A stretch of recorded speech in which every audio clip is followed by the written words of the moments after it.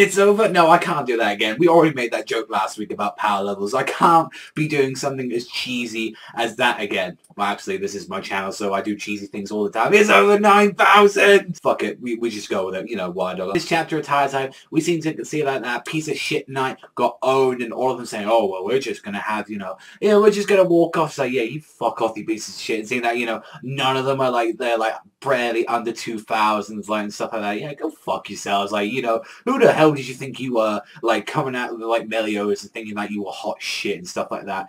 And they're pretty much as well, because also as well, we see that Galva sort of has, like, a rough estimation on this. It seems like he has power levels as well. Is that, they're kind of like a rough reference or something like that. Say, like, power levels can change during, like, certain situations if you're actually being run out of energy and stuff like that. Because I'm pretty sure Meliodas, like, as he was there, that isn't his true potential, because he was about, like, in the 3,000s and stuff. And we clearly see that there are characters that are way more higher than him. So I'm pretty sure if, like, Meliodas goes into, like, his demon form or something like that, or if he actually gets it, 100% or something like that, then I actually imagine that he's, like, in, 4,000, 5,000, 6,000, do you think we can get a 9,000? I don't know, but even still, we still get to see the power levels of other people. We get to see Galva's power levels, like, 3,100, Diane's is, like, 3,250, and Merlin right now is like, this is why I love this bitch, because she has such a high power level, and it's like, 4,710. And that's the thing, like, there's actual stuff that you had, you got spirit, you got strength and all that, you got power. And that's the thing, she has the lowest strength out of everyone. She has, like, only 70 strength. And that's the thing where I'm guessing is like, okay, strength is, like, physical. Like, you have to, like, list up. And that's why Diane's is, like, nearly 2,000. Like, her strength is up the, like, completely crazy. Yeah, like, her spirit, like, I'm guessing, like, magical stuff is, like, kind of, a little bit lower for her, since she don't really use magical stuff like that. But then when you get someone like Merlin, who has a power of 35, 40, and you're guessing, like, okay, so that must mean, like, she's very good with her magic and stuff like that. Spirit also supports the magic. It's like, even though I think about it, it's like, yeah, she's very strong at her current form and all that, and I'm pretty sure we've never seen her go full out, so I'd love that. And like I say, this is why Merlin's turning out to be one of my favorite of the 7 deadly sins. I mean, she's a hot ass, like, big bitch, so I gotta say, I do like Merlin. And even what she did in this chapter as well, I kind of say, yeah, she's like potentially evil and stuff like that, but she shows like she does have a little bit of the more like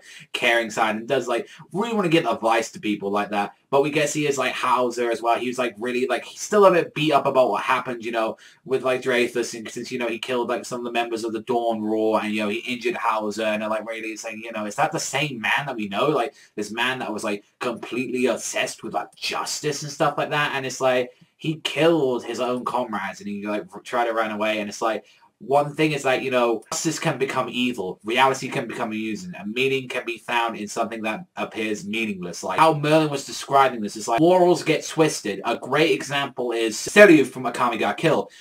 She is like all bent on justice and stuff, but it's a really twisted sense of justice. It's like, you're killing people, you're causing a lot of like inhumane shit. And that's the thing, is like, he probably still felt what he was doing was like for the better plan, for the end goal was the justice, it was the good for that, but at the end of the day, it got very twisted by his own morals and stuff like that, and I just like how Merlin put it as so. But one thing I'm actually surprised about is like, which I'm actually a little bit disappointed in, is actually the power levels of like Gilfunder and like Hauser. It's like, okay, Hauser is like 1910. That's kind of what the ballpark I was going. Gilfunder only had a 60 more power level on him. He only had 1970, and I was like, and Grimoire I had like 1520. I was like, really? Like, if I remember, I was like, Meliodas was having a little bit of a struggle at first. I mean, he wasn't really trying, but still, Gilfunder gave it his freaking all and stuff like that. So, regardless of what, like, I still think his power level should be way much more higher. I definitely, since Gilfunder is like one of the most powerfulest of all the Holy Knights and all that, I feel like he should be in the 2000s.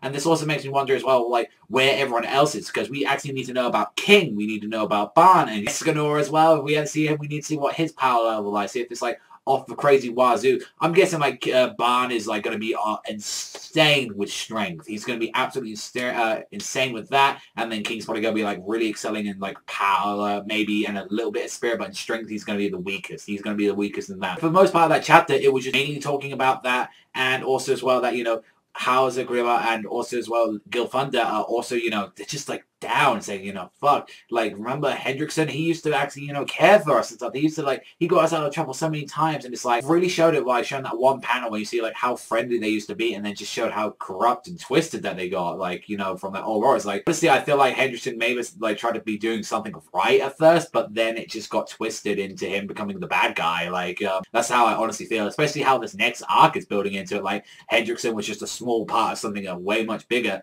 And then around about the end of the chapter, we had the king talking about, you know, yeah, we may have taken away the threat from our kingdom, but the great omen of the holy war, which his power comes from, which is vision, and he's like, his accuracy of these powers are like nearly 100%. And that it's like, that's the thing. He was saying, you know, oh, a beast with the lightness of a mountain shall awaken. 3 heroes shall stand up against it, and darkness shall bore a great hole in the land. That makes me wonder, is he actually talking that the prophecy could actually be talking about, you know, the 3 that was, you know, Grimma, Gil, Thunder, and Hauser? Could they actually even take that on? I honestly doubt that. Maybe it might be talking about, like, 3 heroes from probably Camelot, because they were saying, you know, this is a threat that's coming to Camelot, and we already know that's Camelot. One of them has to be Arthur. One of them has to be, you know, one of the heroes of Arthur. Maybe it could be like his Knights of the Round Table or something like that to take it on, because we see like this giant monstrosity just approaching Camelot. So I'm very interested in seeing what this is like that. This chapter was another setup and kind of setting up for like more of like the power levels and stuff like that. Yeah, it was an interesting chapter and all that, but it's like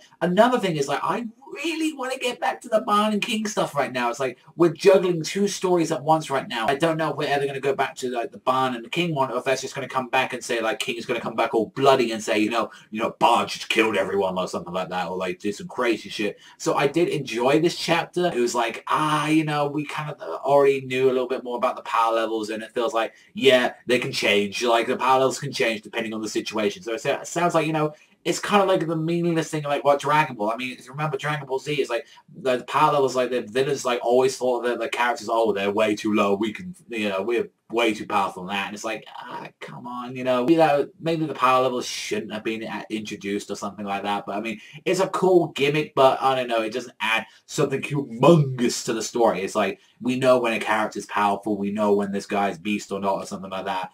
But yeah, that's my opinion on it. But let me know what you think in the comment section down below. But that's all for me. So thank you very much for watching as always. And I'll see you guys next time.